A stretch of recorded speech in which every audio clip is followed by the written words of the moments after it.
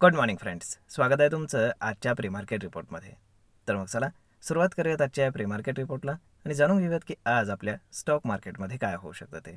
त्याआधी तुम्ही जर चॅनलवर नवीन असाल तर चॅनलला सबस्क्राईब करायला विसरू नका आणि डिस्क्रिप्शनमध्ये लिंक आहे त्यावरती क्लिक करून आपलं डीमॅट अकाउंट देखील ओपन करायला विसरू नका.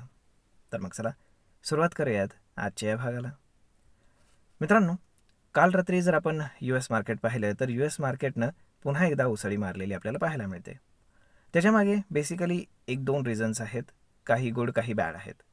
तर गुड न्यूज जर पाहिली तर व्हिएतनामसोबत जी काही डील USची झालेली आहे त्यामध्ये जे काही USचे गुड्स व्हिएतनाममध्ये जातील तर त्यांच्यावरती 0% इम्पोर्ट ड्युटी असेल आणि जे काही गुड्स हे व्हिएतनाममधनं याच्यामध्ये येतील USमध्ये येतील तर त्याच्यावरती 20%च्या आसपास टॅरिफ लागेल आणि जे काही चायनावरनं व्हिएतनाममध्ये येऊन मग USमध्ये येतील तर त्याच्यावरती 40%च्या आसपास टॅरिफ असेल.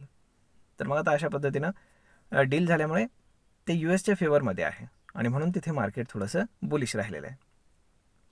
परंतु जर आपण आता कालचं आपलं इंडियन मार्केट पाहिलं तर इंडियन मार्केट हे खाली खाली खाली खाली काल आलेलं आहे. जिथे मार्केट ओपन झालं तर तोच मार्केटचा डे हाय होता, त्यानंतर मार्केट तिथे गेलंच नाही पुन्हा.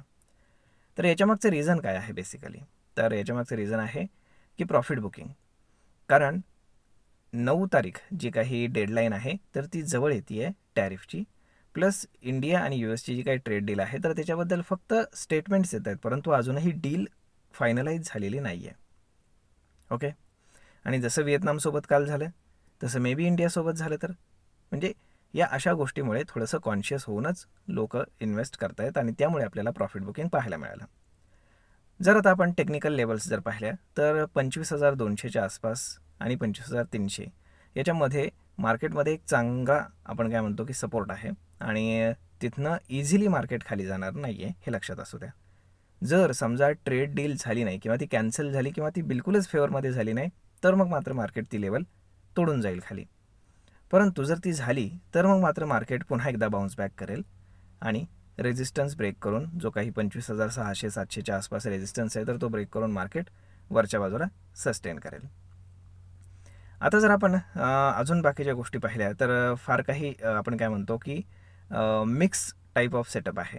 म्हणजे कसं की इराणने जे आहे तर ते UN जे वॉचडॉग आहेत तर त्यांच्यासोबतची डील ब्रेक केलेली आहे. म्हणजेच काय की इथून पुढे इराण जे आहे स्वतःचं समजा न्यूक्लिअर वेपन डिझाईन करायला लागला किंवा डेव्हलप करायला लागला तर बाहेरनं UNचे जे काही लोक आहेत तर ते तिथे येऊन त्यांना थांबवू शकत नाहीत हे लक्षात असू द्या.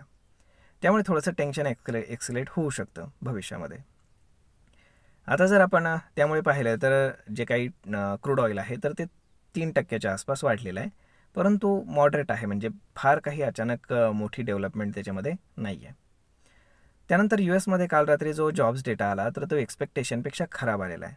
म्हणजेच काही जे टॅरिफ ट्रम्पने लावले होते तर त्याचा इम्पॅक्ट आता डेटामध्ये देखील आपल्याला पाहायला मिळतो आहे आणि त्यामुळे ही बॅड न्यूज काही तिथे मार्केटनं फॅक्टर्ड इन केलेली नाही आहे, फक्त गुड न्यूज फॅक्टर्ड इन केलेली आहे. त्यामुळे कॉन्शियस होण्याची गरज आहे की बॅड न्यूजवरती मार्केट रिॲक्ट करत नाही आहे आणि शिवाय US मार्केट हे ऑल टाईम हायला आहे, त्यामुळे कधीही झटका बसू शकतो डाऊन साईडला.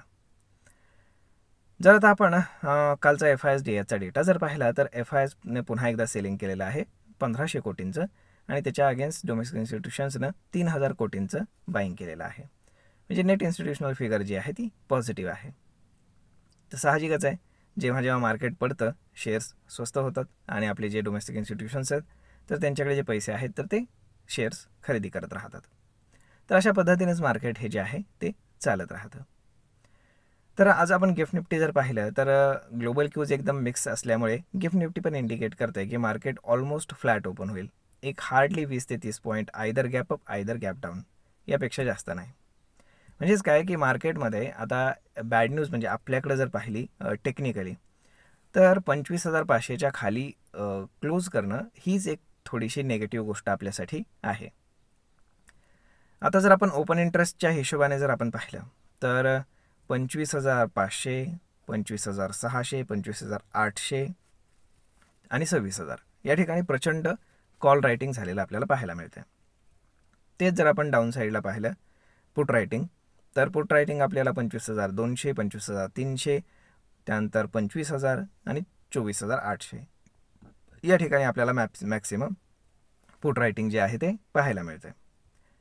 तर मग अशा पद्धतीनं मार्केट सध्या तरी व्यवस्थित आहे, परंतु पूर्ण दिवसभरामध्ये कशा पद्धतीने प्राइस ॲक्शन डेव्हलप होते ते पाहणं जास्त गरजेचं राहणार आहे. काल जे काही मेजर स्टॉक्स आहेत, जे काही हाय ग्रोथ स्टॉक आहेत, तर ते काल सरेंडर झालेले आहेत. L&T असेल, बजाज फायनान्स असेल किंवा अदर बाकीचे जे काही स्टॉक्स आहेत जे हेवी वेट आहेत, तर ते सरेंडर करून गेलेले आहेत. त्यामुळे आपल्याला निफ्टी जे आहे ते खाली आलेलं पाहायला मिळतं आहे. आणि त्याच्यासोबतच आता बँक निफ्टीनं सुद्धा त्याला जॉईन केलेलं आहे. म्हणजेच जे काही फायनान्स आणि बँकिंग स्टॉक्स आहेत, तर त्याच्यामध्ये देखील आपल्याला प्रॉफिट बुकिंग पाहायला मिळालेलं आहे. तर मे बी आज निफ्टीची एक्सपायरी आहे, त्यामुळे मार्केट रेंज बाउंड राहण्याची जास्त पॉसिबिलिटी आहे.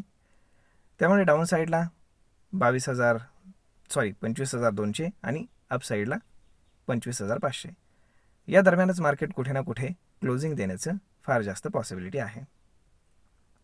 Hope so. पाहूयात कशा पद्धतीने प्राइस ॲक्शन डेव्हलप होते ते. तर मग मित्रांनो, भेटूयात पुढच्या एका नवीन व्हिडिओमध्ये. तोपर्यंत हा व्हिडिओ, ही माहिती तुम्हाला कशी वाटली हे तुम्ही आम्हाला कमेंट करून नक्कीच सांगा. आणि जर आवडली असेल तर आपल्या जवळच्या मित्रमंडळींसोबत देखील हा व्हिडिओ तुम्ही शेअर करायला विसरू नका. धन्यवाद.